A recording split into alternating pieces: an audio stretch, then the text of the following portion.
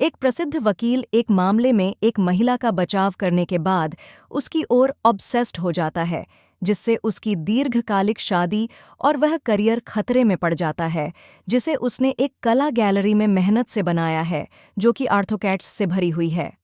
एक छोटे चोर, जिसका नाम सीसिल है, कोर्ट रूम में प्रवेश करता है और चुपके से मेहमानों की कीमती चीजें चुराता है।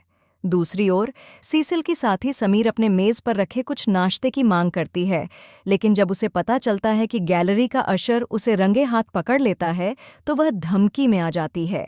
इसके कारण अशर उसके पास आता है, जिससे भीड़ का ध्यान आकर्षित होता है। चूंकि सीसिल ने सामान सुरक्षित कर लिया है, वह समीर की रक्षा करती है और उसे बाहर ले जाती है। थोड़ी देर बाद एक प्रसिद्ध वकील, जिसका नाम मिशेल है, अपनी पत्नी की कला प्रदर्शनी से निकल जाता है क्योंकि वह थक गया है। उसे जाने देने से पहले विवियन उससे पूछती है कि क्या वह टस्कनी की यात्रा को वास्तविकता में बदलने जा रहा है, और मिशेल पुष्टि करता है। विवियन मानती है कि यह यात्रा उनकी शादी को और मजबूत करेगी, लेकिन वह यह जानने के लिए उत्सुक होती है कि मिशेल अपनी कोर्ट के साथ इतना परेशान क्यों है। वह बताता है कि वह अपना वॉलेट ढूंढ रहा है, लेकिन विवियन मदद नहीं कर सकती क्योंकि अशर उसे उसकी प्रस्तुति के बारे में सूचित करता है। चोरों के अपार्टमेंट में समीर निराश होती है जब उसे पता चलता है कि वॉलेट में कागज के नोटों की जगह क्रेडिट कार्ड हैं। हार न मानते हुए सीसिल मिशेल के एक मगरमच्छ के वॉलेट की जांच करती है, लेकिन उसमें केवल 1500 फ्रैंक हैं, जो उनके किराए के लिए पर्याप्त नहीं है। दोनों संघर्ष से थक चुके हैं, इसलिए सीसिल और समीर एक ज्वेलरी चोरी करने का फैसला करते हैं, जिसमें एक नकली बंदूक शामिल होगी। अगले रात सीसिल एक ज्वेलर को बंदूक से धमकी देती है, जबकि समीर उससे पैसे मांगती है। अपनी जान के डर से वह अपनी दराज खोलता है, लेकिन वह नकदी के बजाय एक बंदूक निकालने की योजना बनाता है। अलार्म सुनकर सीसिल समीर को चेतावनी देती है और चोर उसे पकड़ने की कोशिश करते हैं।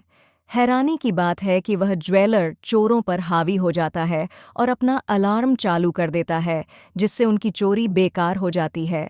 जल्द ही पुलिस ज्वेलरी की दुकान से सायरन की आवाज़ सुनकर पहुंचती है, जिससे चोरों को भागने का रास्ता खोजना पड़ता है।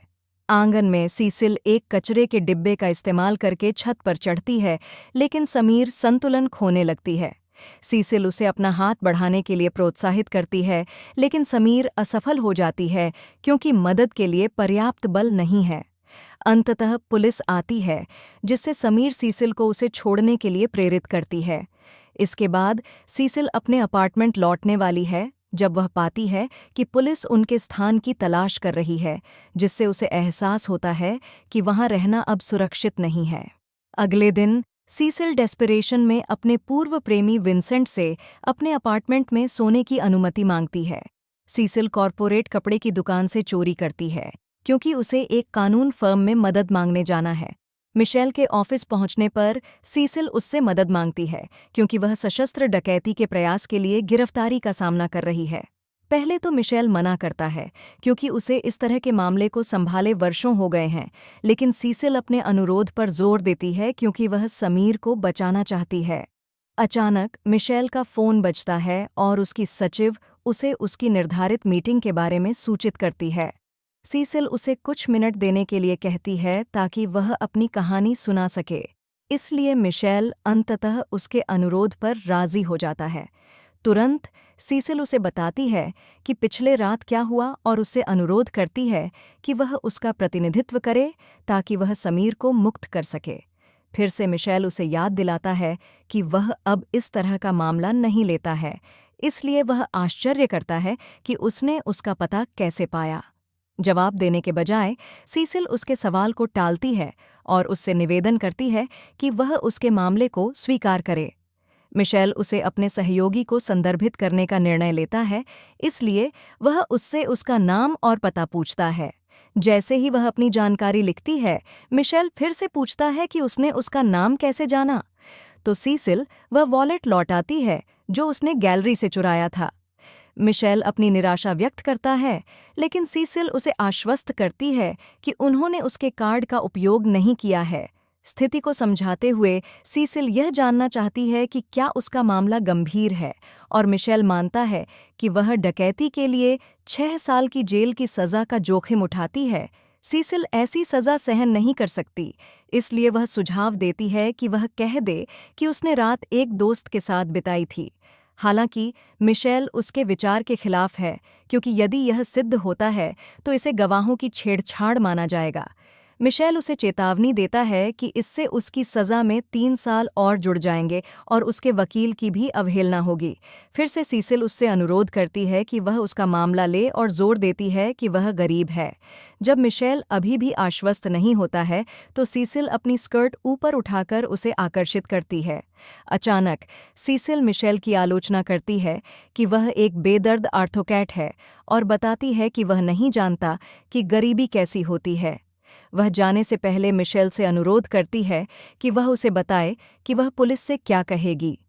सीसिल के पहले के शब्दों के कारण मिशेल धीरे धीरे नरम पड़ जाता है और उसे बताता है कि उसे उत्तर देने से मना करना चाहिए।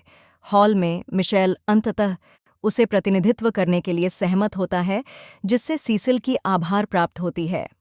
उस रात मिशेल अपने मामलों को विवियन से साझा करता है और उसकी पत्नी पूछती है कि उसने उसके प्रतिनिधित्व के लिए क्यों स्वीकार किया।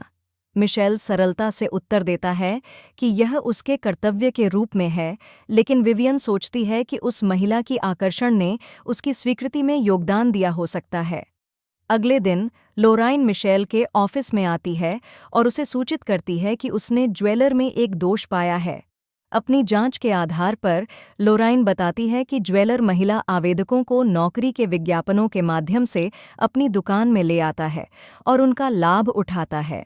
यह जानकारी मिशेल को प्रभावित करती है, क्योंकि उनके पास यह सुनिश्चित करने की अच्छी संभावना है कि सीसिल मामला जीत जाएगा। जल्दी ही ऑफिस में जज मेनियर मिशेल से पूछता है कि वह पहले सुनवाई की तारीख कब तय करना चाहेंगे, लेकिन वह सीसिल से परेशान है। वह उसे बताती है कि क्या 31 मार्च एक उचित तारीख होगी, और मिशेल सहमत होता है। उसे नहीं पता कि नए सहायक अभियोजक मार्टेल उनके सामान्य इंटरेक्शन को देख रहा है। शाम को विंसेंट मिशेल से मिलता है और उससे पूछता है कि वह सीसिल के लिए क्या बयान देगा। हालांकि मिशेल उसे गवाही देने से रोकता है, क्योंकि वह कैल के लिए एक और सज़ा का जोखिम नहीं ले सकता यदि अभियोजक यह साबित करता है कि विंसेंट झूठ बोल रहा है। विंसेंट उसके फैसले के प्रति संदेह में है, यह सोचते हुए कि मिशेल डर रहा है और अपने आप को बचा रहा है। शांतिपूर्ण रूप से मिशेल उसे याद दिलाता है कि वह अपने ग्राहकों को जेल से बाहर रखने का काम कर रहा है। विंसेंट के साथ बातचीत करने के बाद मिशेल अपने निवास में प्रवेश करता है, लेकिन विवियन उसे घूरती है, क्योंकि उसे इस बात पर नफरत है कि वह सीसिल के मामले के प्रति समर्पित है। एक दिन अपने ऑफिस में एंटोइन मिशेल की सीसिल के मामले पर फिक्सेशन की आलोचना करता है, यह मानते हुए कि मुआवजा पर्याप्त नहीं होगा। उसकी धारणा के विपरीत मिशेल खुलासा करता है कि वास्तव में वह स्वयं प्रक्रिया का